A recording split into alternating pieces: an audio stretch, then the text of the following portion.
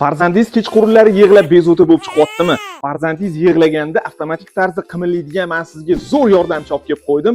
Videoni oxirigacha ko'ring. Mana shu farzandingiz yotadigan kartinka. Bu kartinkani joyiga qo'yishingiz bilan lyulkani o'zi hamma ishingizni bajarib beradi. Bu eng oxiriga chiqqan, eng qisasi ko'p lyulka bo'ladi. Farzandingiz yotadigan joylarini bitta ko'ring.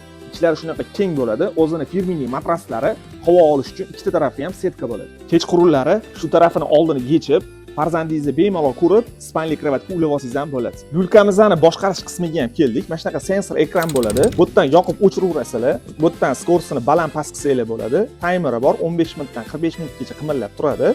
O'zini muzikalari bor. Eng zo'r fishkasi buni knopkani bosib qo'ysanglar, farzandingiz yig'lasa, sizlar kelguningizcha avtomatik tarzda qimirlatib turadi.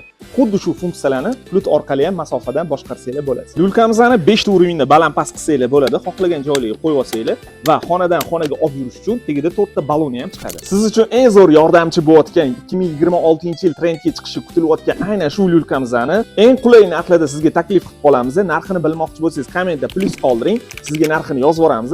Shunaqa sifatli narsalar kerak bo'lsa, Google jamoasi sizni kutib qoladi.